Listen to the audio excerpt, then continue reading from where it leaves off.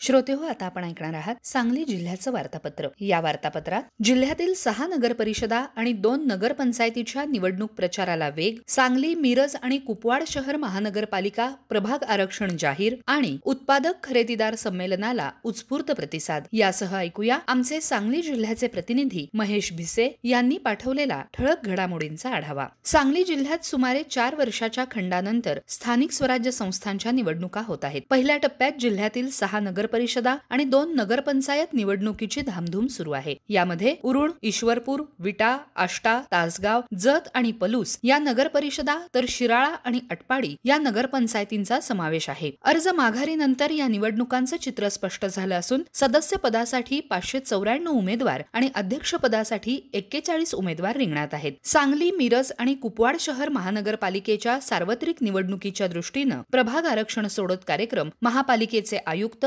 सत्यम गांधी यांच्या उपस्थितीत मिरज इथल्या बालगंधर्व नाट्यगृहात आयोजित करण्यात आला होता. सांगली, मिरज आणि कुपवाड शहर महानगरपालिकेचे 20 प्रभाग असून एकूण 78 जागांसाठी हे आरक्षण जाहीर झालं आहे. यात अनुसूचित जातीसाठी 11 जागा, यापैकी 6 महिलांसाठी राखीव आहेत. अनुसूचित जातीसाठी 1, नागरिकांच्या मागास प्रवर्गासाठी 21, यापैकी 11 महिलांसाठी, सर्वसाधारण गटासाठी 45, यापैकी 22 महिलांसाठी अशा 78 जागांपैकी 39 जागा या महिलांसाठी आरक्षित ठेवण्यात आल्या आहेत. दैनंदिन कार्यालयीन कामकाजात जुन्या मोडी लिपीतील दस्तऐवजाचं वाचन मदतीचं ठरू शकतं. नागरिकांना जातीचे दाखले देत असताना पुराव्यासाठी जन्म, मृत्यू नोंदी, महसूल पुरावे इत्यादी दस्तऐवज उपलब्ध करून देण्याकरता अधिकारी आणि कर्मचाऱ्यांना मोडी लिपीचं वाचन येणं आवश्यक आहे. याकरता जिल्हाधिकारी अशोक काकडे यांच्या संकल्पनेतून तसंच सांगलीतील मथुबाई गरवारे कन्या महाविद्यालयाच्या सहकार्यानं जिल्हाधिकारी कार्यालयाच्या जिल्हा नियोजन समिती सभागृहात अधिकारी कर्मचाऱ्यांकरिता मोडी लिपी प्रशिक्षणास सुरुवात करण्यात आली. मोडी लिपी तज्ञ मानसिंगराव कुमठेकरांनी हे प्रशिक्षण मोफत दिलं असून या प्रशिक्षणास 54 अधिकारी तसंच कर्मचारी उपस्थित होते. पुण्यातील रक्षालेखा नियंत्रण दक्षिण कमान आणि सांगली जिल्हा सैनिक कल्याण कार्यालय यांनी संयुक्तपणे आयोजित केलेल्या 2 दिवसीय माजी सैनिक पेन्शन मेळाव्याचं उद्घाटन जिल्हाधिकारी अशोक काकडे यांच्या हस्ते करण्यात आलं. पेन्शनधारकांना माहिती देण्यासाठी विविध स्टॉल उभारण्यात आले आहेत. या कार्यक्रमाचा वीरमाता, वीरपत्नी असे एकूण 700हून अधिक लाभार्थ्यांनी लाभ घेतला. सांगली जिल्ह्यात कुष्ठरुग्ण शोध अभियान घरोघरी जाऊन राबवण्यात येणार आहे. या अनुषंगानं जिल्ह्यातील सर्व तालुक्यांच्या ग्रामीण भागातील तसंच महानगरपालिका, तासगाव, विटा, इस्लामपूर आणि आष्टा या शहरी भागातील नागरिकांची आरोग्य तपासणी करण्यात येत आहे. या सर्वेक्षणात आशा आणि पुरुष स्वयंसेवक, आरोग्य कर्मचारी तसंच जिल्ह्यातील नर्सिंग महाविद्यालय आणि मानसेवी संघटना यांची मदत घेतली जात आहे. बालरंगभूमी परिषदेच्या सांगली शाखेच्या वतीनं नुकताच सांगलीमध्ये जल्लोष लोककलेचा हा कार्यक्रम उत्साहात पार पडला. ज्येष्ठ रंगकर्मी विजय कडणे यांच्या हस्ते या कार्यक्रमाचं उद्घाटन करण्यात आलं. नृत्य, वादन आणि गायन या कला प्रकारात जिल्ह्यातील 300हून अधिक बालकलाकारांनी यात भाग घेतला. परंपरागत शेतीवर अवलंबून राहू नका. शेतीपूरक व्यवसाय सुरू केल्याशिवाय शेतकऱ्यांचं उत्पन्न वाढणार नाही. शेतमालावर प्रक्रिया ही काळाची गरज असून त्यासाठी शेतकऱ्यांनी नवनवीन प्रयोग केले पाहिजेत असं प्रतिपादन राज्याचे उच्च आणि तंत्रशिक्षण संसदीय कार्यमंत्री तसंच सांगली जिल्ह्याचे पालकमंत्री चंद्रकांत पाटील यांनी केलं. सांगली इथं आयोजित उत्पादक संमेलनात ते बोलत होते. या संमेलनात जिल्ह्यातील 48 शेतकरी गटांनी दुकानं लावली असून जवळपास 1,500 शेतकरी उपस्थित होते. यात बेदाणा,